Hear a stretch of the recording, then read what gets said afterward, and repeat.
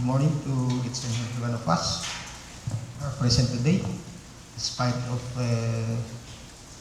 Typhoon Christine, we are still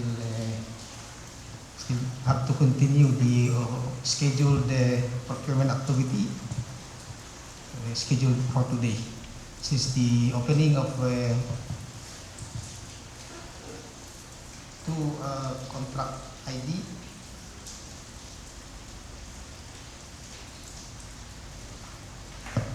24 GPL 0015 and 24 GPL 0016. We have here the members of the BAC, the BAC Secretariat, the TWG, and of course the representative from those prospective leaders. Thank you very much for coming. Pero pa ibang galing Manila, despite of the weather, you safely arrived here at Kalinga. So we start with the contract ID number 24 GPL 0015. The purchase of IT equipment for you with your use of DPWH Lower Kalinga DEO in an ABC of 1,510,000 pesos only. We have here we have two prospective bidders who have submitted their intent for this particular contract ID. Number one is the Philcom Computer Center, and two is the DCI International IT Solutions and Services Corporation. So first, we open the bid proposal submitted by Philcom Computer Center. So we ask Engineer Warren, Sir Warren Iwalu to open for us the bid proposal submitted by Philcom Computer Center for contract ID number 24 GPL 0015. Thank you, sir. And good morning to each and everyone. The bid proposal submitted by Philcom Computer Center for contract ID 24 GPL 0015, which is the purchase of IT equipment for use of DPWH FPDO, was received at the Procurement Unit Office on October 24, 2024 at 9:38 a.m.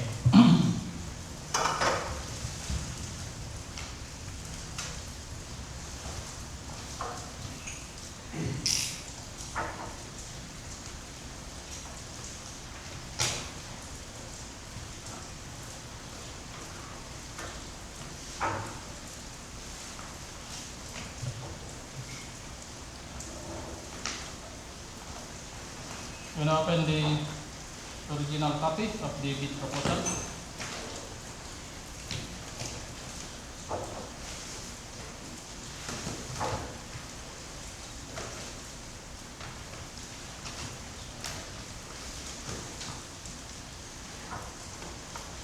For the technical component, tagging and page numbering complying. So first, we have the certificate of PhilJEPS registration, platinum membership, valid until October 23, 2024.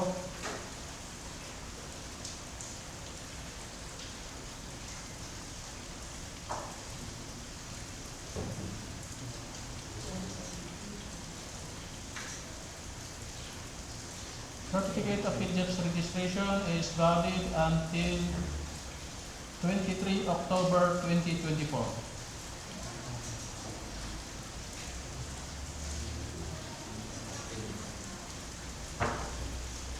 Continue.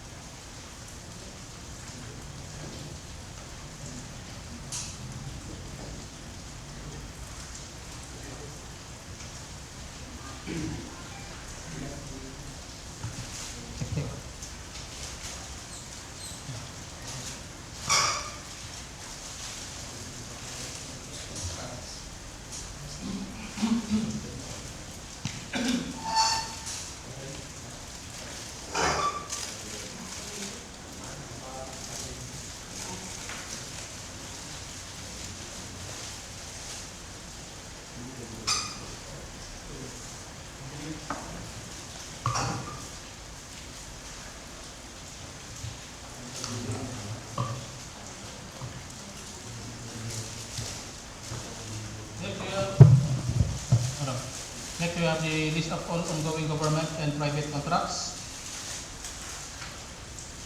Statement of the bidder single largest completed contract. Bid securing declaration, duly signed and notarized.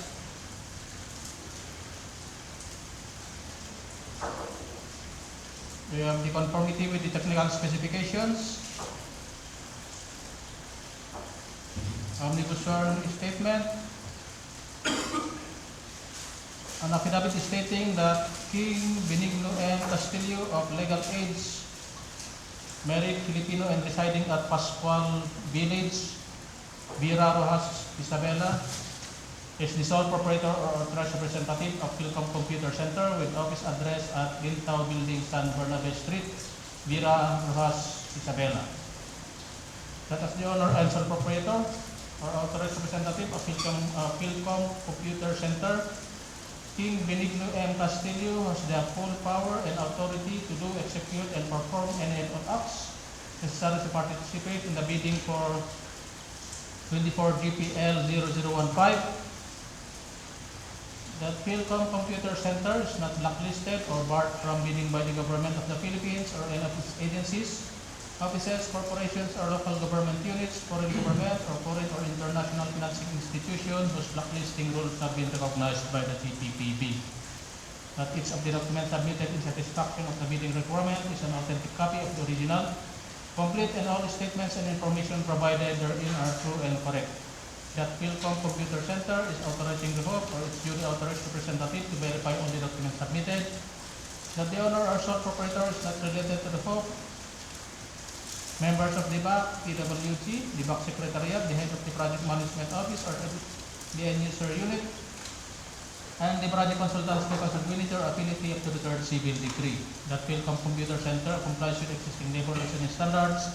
That Philcom Center is aware of and has undertaken the responsibilities as a bidder in compliance with Philippine bidding documents, which includes carefully examining all of the bidding documents, acknowledging all conditions local or otherwise affecting the implementation of the contract, making an estimate of the facilities available and needed for the contract to be bid if any, and inquiring or securing supplemental or bid bulletins issued for 24 GPL 0015. That Philcom Computer Center did not give or pay directly or indirectly any commission, amount, fee, or any form of consideration, pecuniary or otherwise, to any person or official, personnel, or representative of the government in relation to any procurement project or activity. That in case advance payment was made or given, failure to perform or deliver any of the obligations and undertakings in the contract shall be sufficient grounds to constitute criminal liability for swindling, or the commission of fraud with unfaithfulness or abuse of confidence to misappropriating or converting any payment received by a person or entity under an obligation involving the duty to deliver certain goods or services to the prejudice of the public and the government of the Philippines pursuant to Article 315 of Act No. 3815, Series of 1930 as amended, or the revised penal code. Signed, King Benigno M. Castillo, duly notarized. Next, we have the mayor's permit.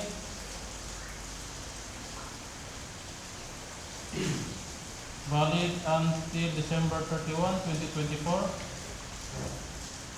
DTI certificate of registration. Valid until February 1, 2026. Tax clearance. Valid until May 8, 2025. We have the audited financial statement.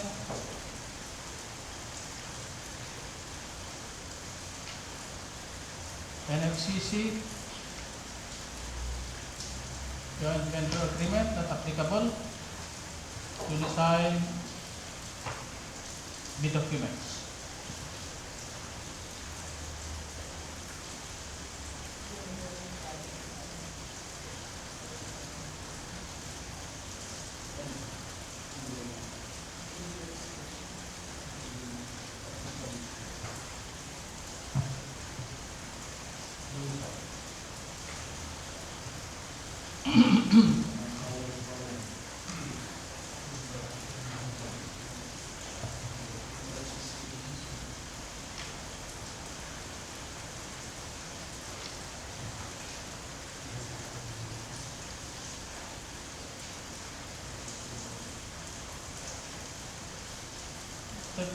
technical specifications, which includes the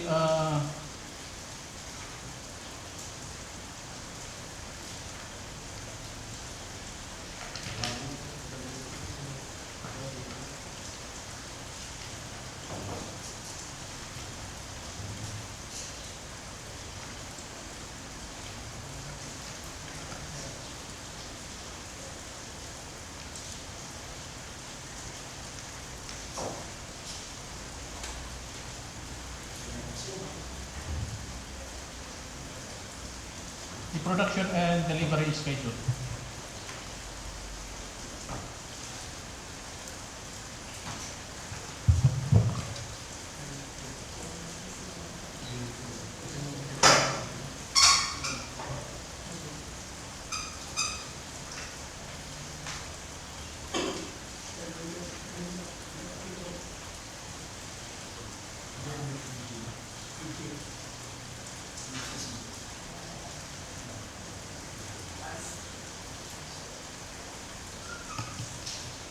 Okay, thank you, Sir Warren.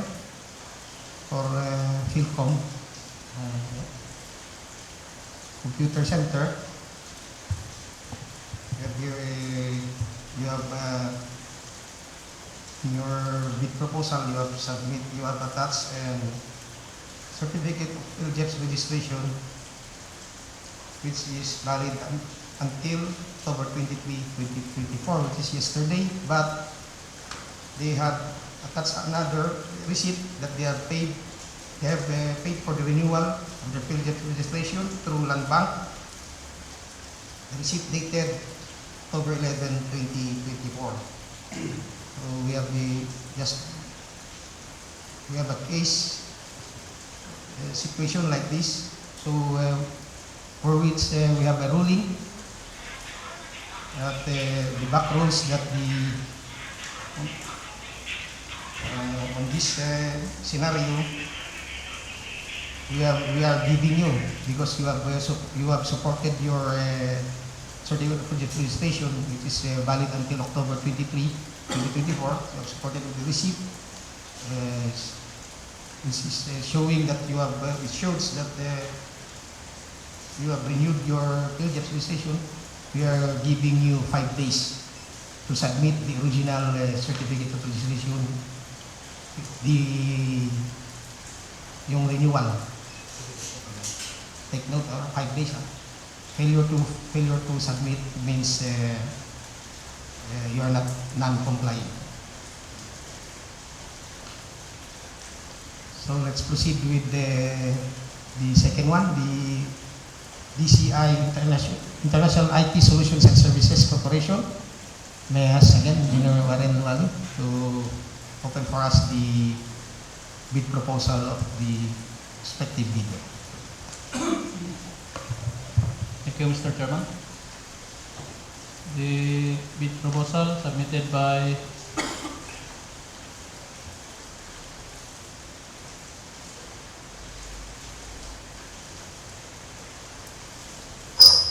RJL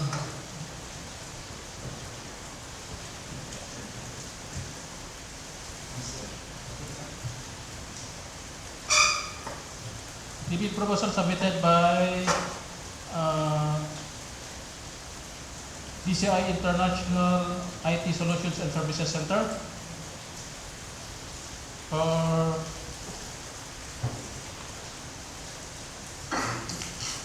for the purchase of IT equipment for use of TPWS LKDO was received at the procurement unit office on October 24, 2024 at 9:32 a.m.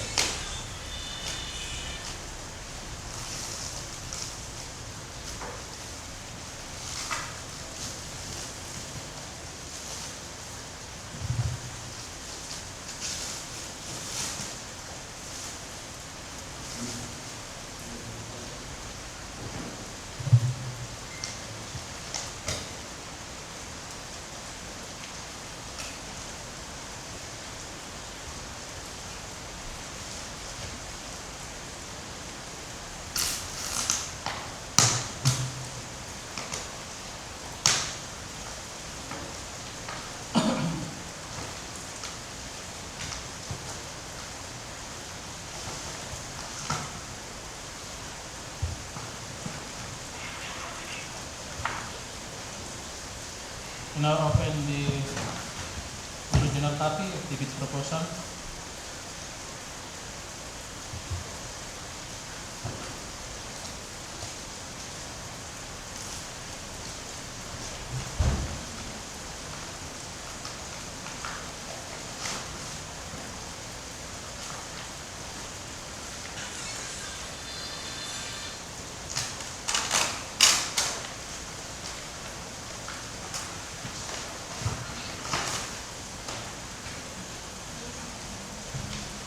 Original technical component submitted by PCI International IT Solutions and Services Corporation for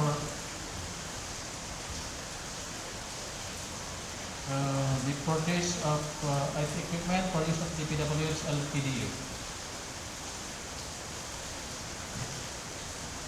Tagging and page numbering complying. First, here the certificate of in-depth registration, platinum membership, valid until August 18, 2025.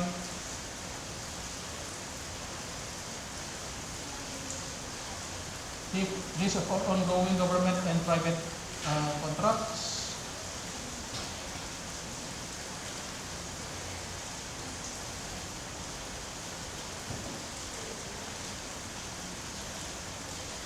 SLCC.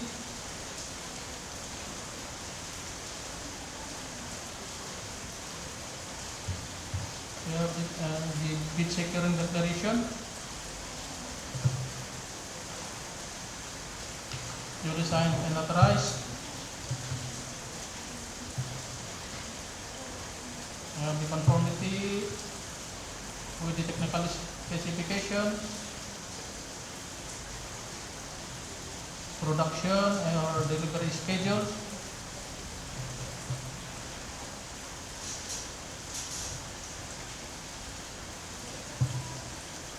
manpower requirements, after sales, parts, omnibus sworn statement, an affidavit stating that Rafael P. Betica of legal age, married Filipino, with residence address at 175 Upper Barangay Santa Cruz, Antipolo City,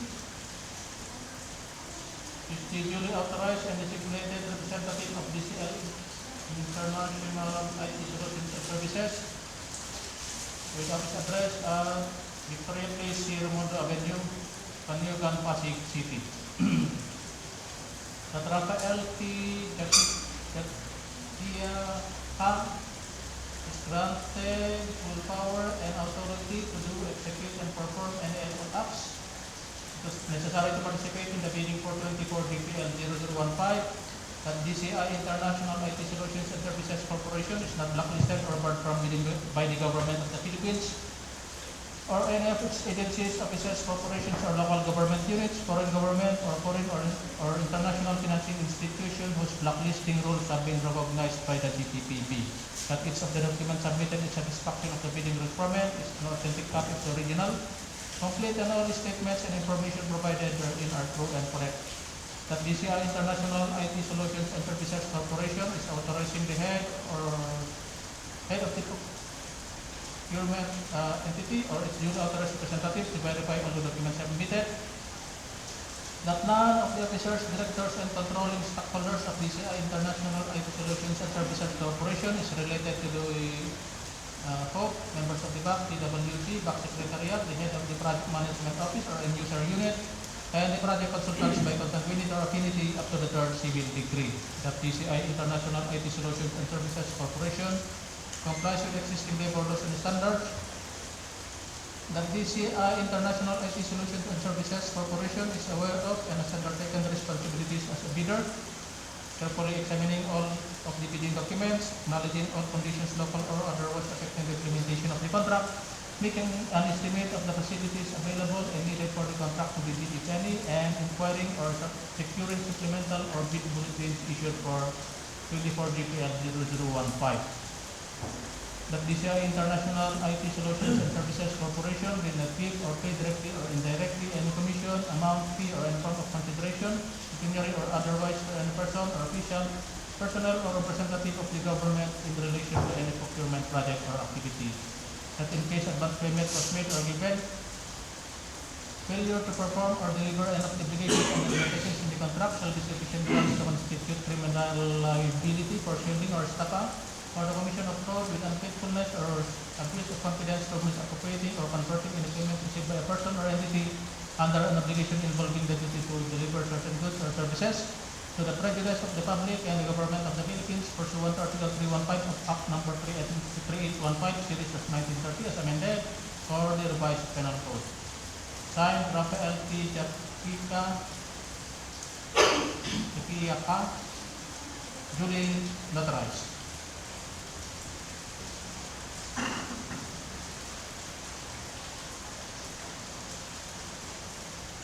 Next, the notarized secretaries and board resolution certificate, mayor's permit,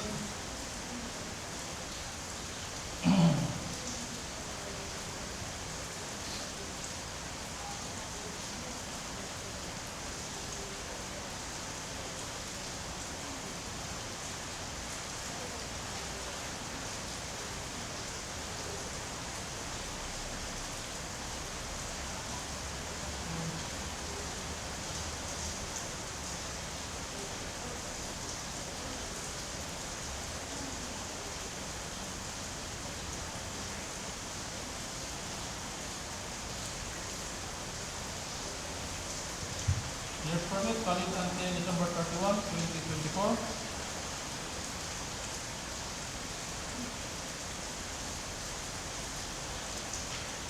Tax registration, tax clearance valid until January 15, 2025. Audited financial statement, net financial contracting capacity, joint venture agreement not applicable, and lastly the duly signed bid documents.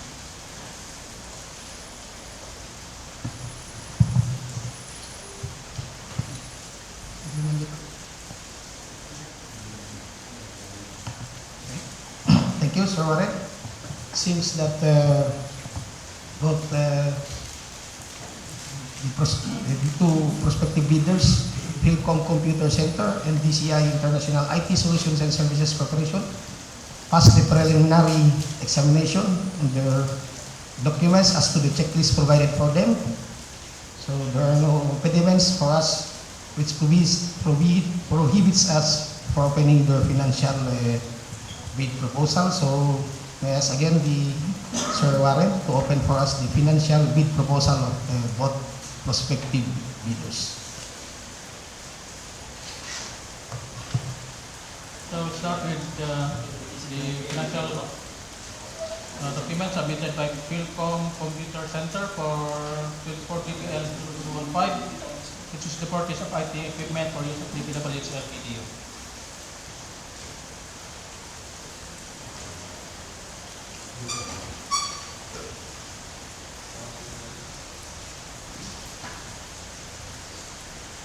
For the financial component, we have here the bid form.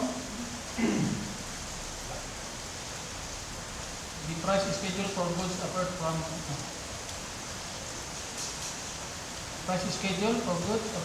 within the Philippines, the bid of quantities,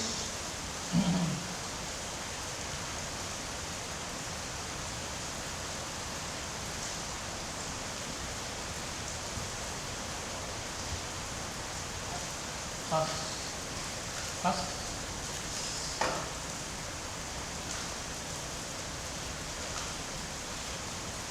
the total amount of bid offered by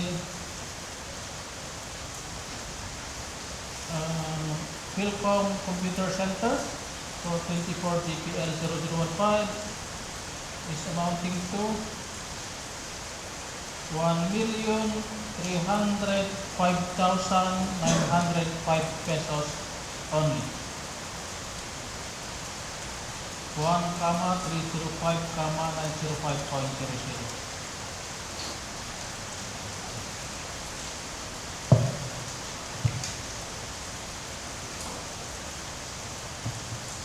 Proceed with the next.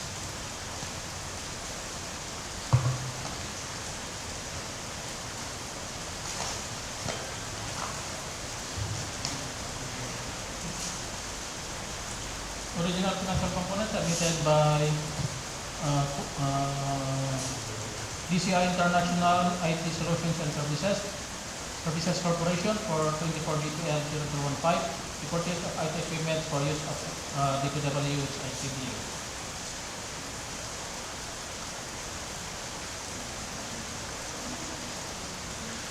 We have the duly signed the form.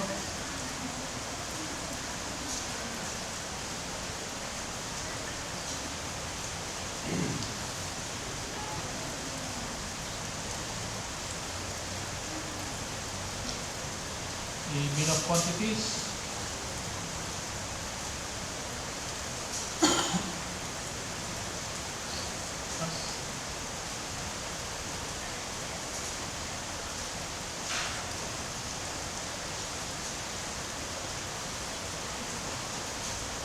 The total amount of fee offered by DCI International IT Solutions and Services Corporation for 24 GPL 0015 is amounting to 1,420,000 pesos only. 1,420,000.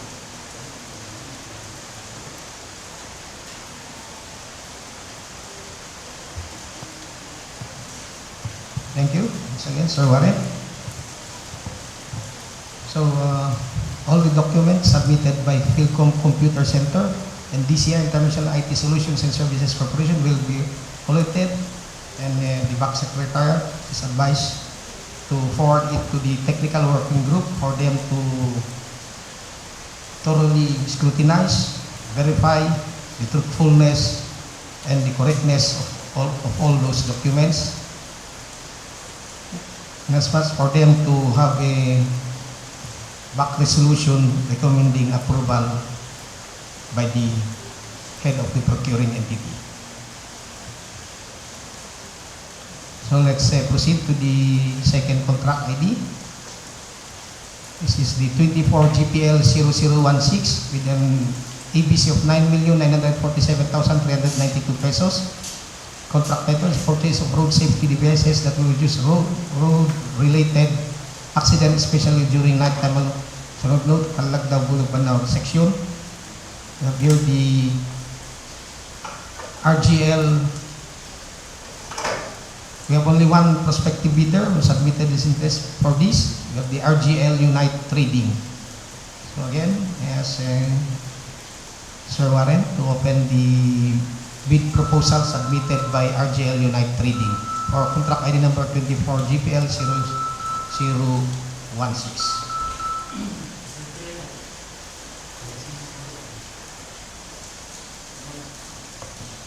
Thank you, Mr. Chairman. The bid proposal submitted by the low bidder, RGL Unite Trading for 24 GPL 0016, the purchase of road safety devices that will reduce road-related accidents, especially during night time, along Lower Kalinga National Road. The bid document was received at the procurement unit office on October 24, 2024 at 9:30 a.m.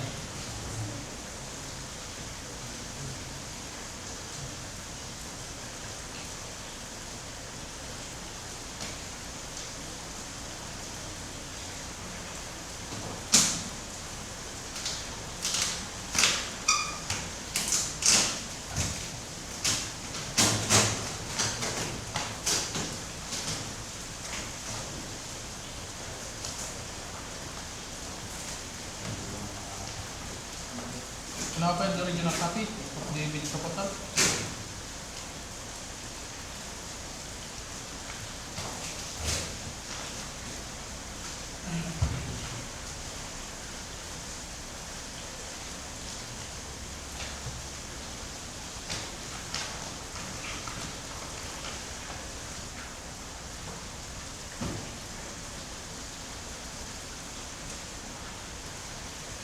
for the technical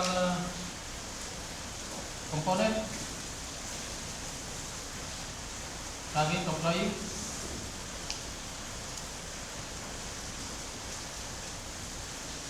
We have the certificate of field registration, platinum membership valid until September 25, 2025. The TI certificate of registration valid until March 7, 2028.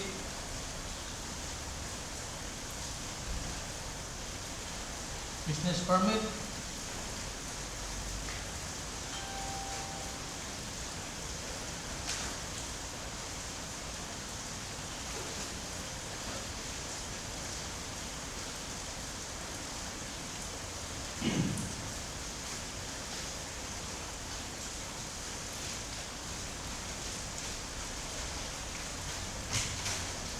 Business permit valid until December 31, 2024.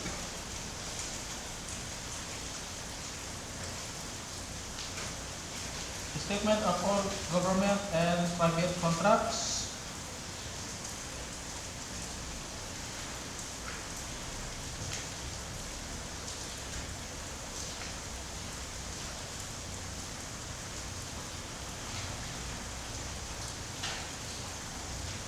Audited financial statement.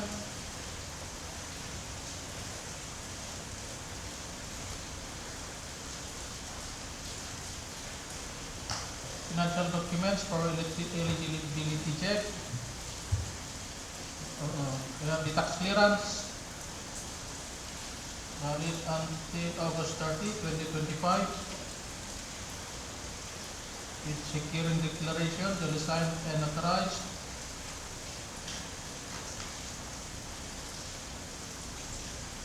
Statement of single largest completed contracts.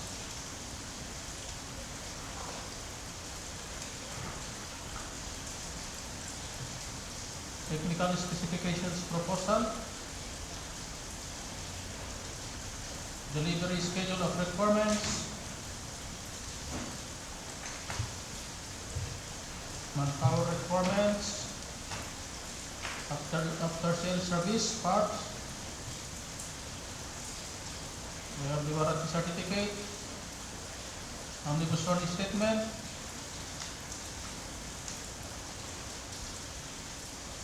Ang affidavit stating that Liza B. Buena Fe of legal age,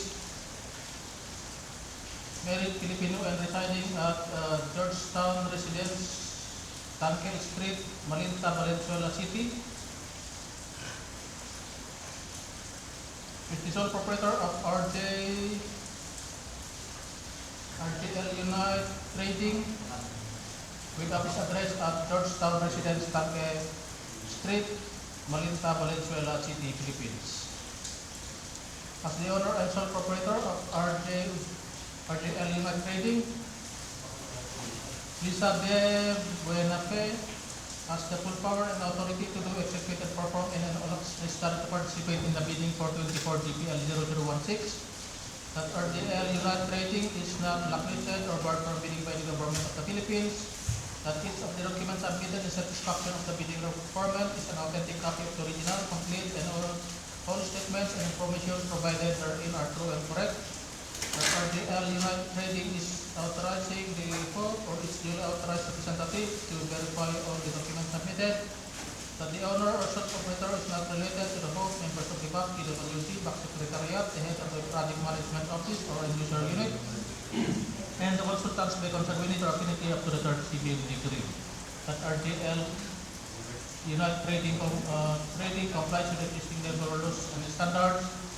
That RJL Trading is aware of and has undertaken the responsibilities as a bidder.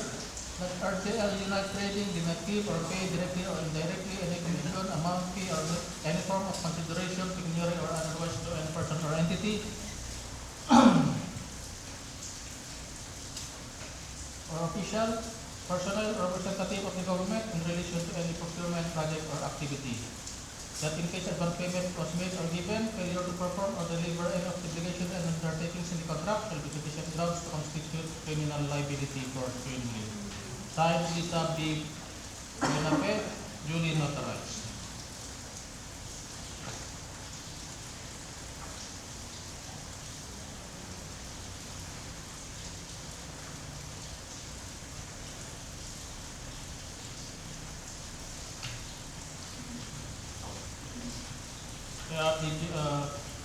bid documents.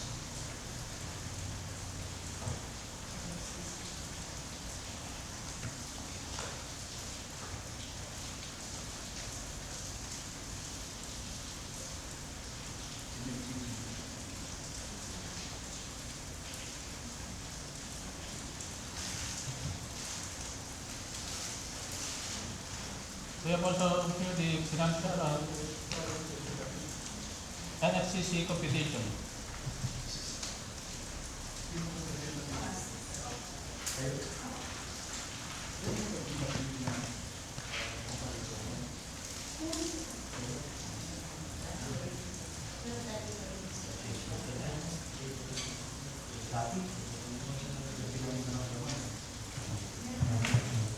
Okay, thank you, Sir Warren. So, seems that RGL Unite Trading passed the preliminary examination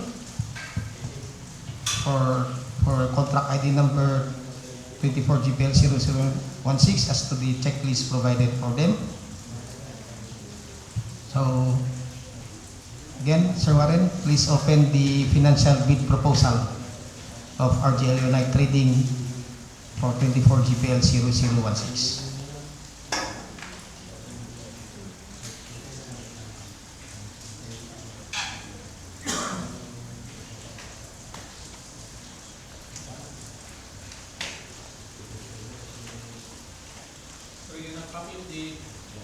Original copy of the financial component submitted by RGL Unite Trading for 24 GPL 0016. Purchase of road safety devices that will reduce road-related accident, especially during night time along Lower Kalinga.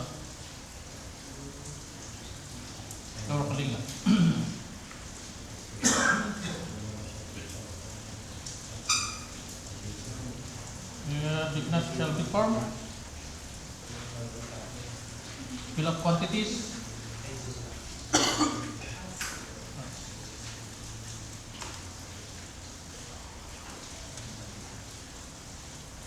the total amount of bid offered by RGL Unite Trading for 24 GPL 0016 is amounting to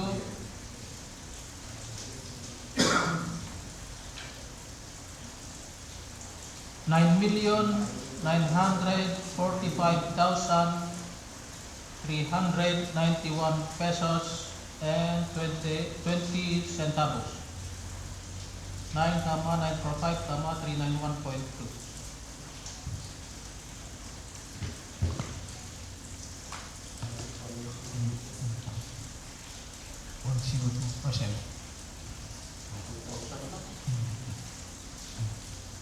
Thank you, Sir Warren. So again, the the document submitted by RGL Unite Trading, the back secretary is advised to forward it to the technical working group for them to check or thoroughly scrutinize the veracity, truthfulness, and the correctness of all those documents submitted in order for them to come up with the back resolution recommending for award to be approved by the HOPE or the head of the procuring entity. So, once again, thank you very much, especially those who came from the far away, despite of the bad weather. Still, you are here to attend this our procurement activity. And to your travel back, we'll pray that you will be safe in your travel going home, back home. Again, and of course, my colleagues here also, in spite of the proclamation that it is a holiday, we are still here monitoring our road or within our road conditions and within our district. So, once again, thank you. And the back chair will now declare that this procurement activity is adjourned. So ordered. Ay, tuloy lang. Okay. So, maraming salamat. And keep safe to your travel, to your trip, going back home. So, meron pa lang. So, let's continue. We have again a procurement activity, which is the pre-bid conference for contract ID number 24GPL0017, the purchase of office equipment, furniture, fixture, and materials for use of DPWH LKDO, and an ABC of 1,877,100 pesos only.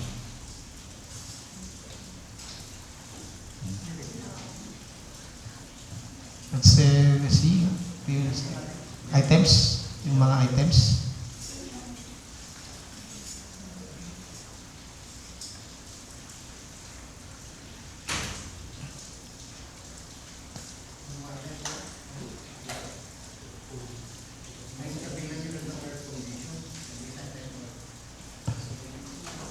So we have these are the items that to be supplied.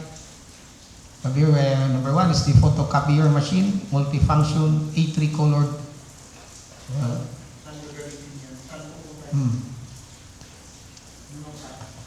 Who will use that? This 2 units.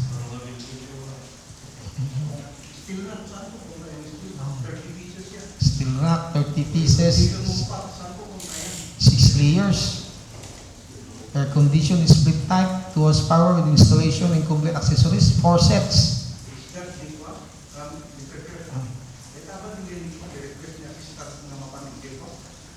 Yes.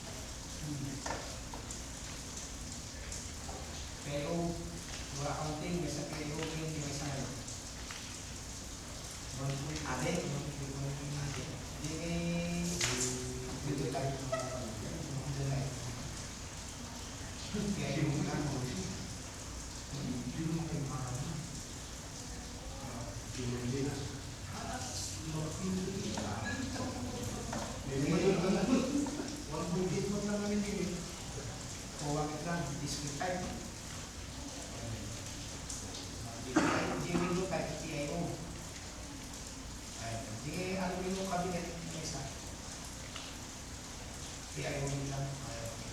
Road tubes na yung road tubes. 2 rows.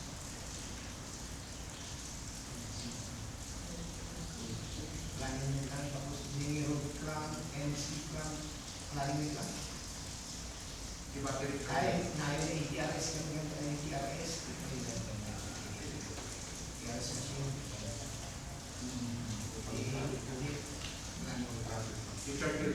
Charger may.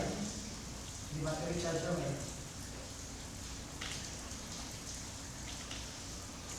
Running part ng ATRS niya. And this will chair na yung isa.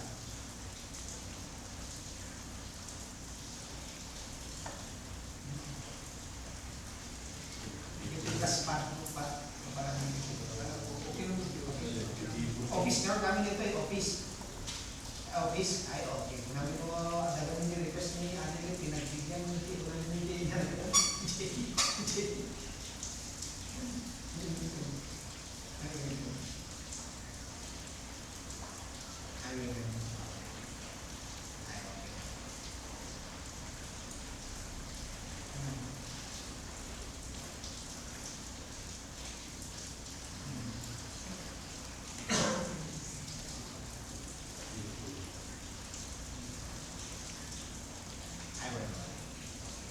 Hindi ba sa dapat specifications na? Okay.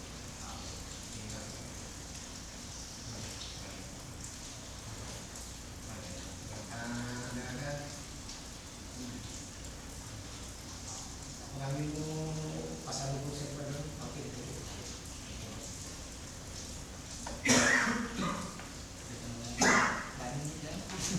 Ano sila mo nito? Kasi kaya hindi mo matigil. Kasi dati makaya yung mga kamulit. Okay lang po. Okay. So we have here the items to be provided by the supplier. Number 1 is a photocopier machine, multifunction, 8 colored. We have attached specifications for this. Just approach the supply officer regarding those specifications to those who are to the prospective bidders. The steel rack, 6 layers, capacity 200 kilograms, 30 units.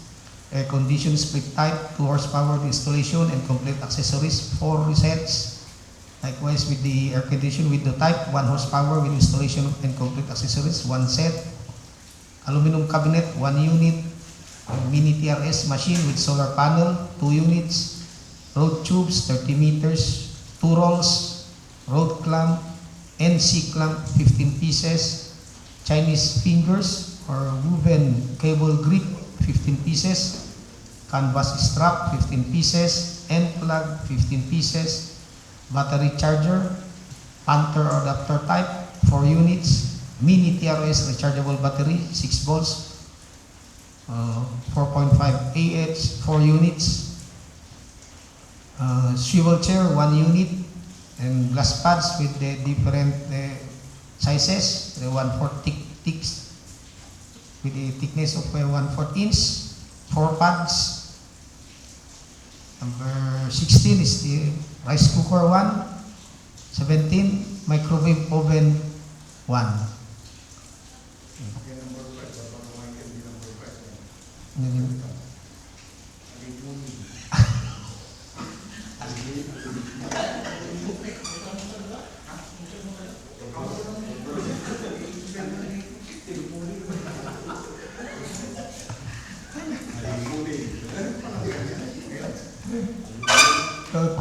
To the prospect winners, those are the items to be supplied. The scheduled bidding is, opening of bid is on schedule na.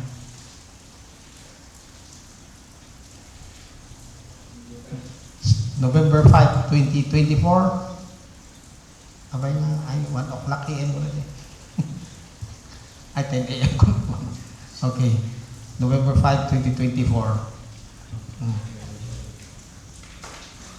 So, to the prospective bidders, just approach the procurement engineer if you have some queries regarding this contract ID. Omitin it. No, okay. So take note of the bid opening. It is scheduled on November 5, 2024. So, once again, thank you very much for presence and happy holiday. So that ends our procurement activity for today.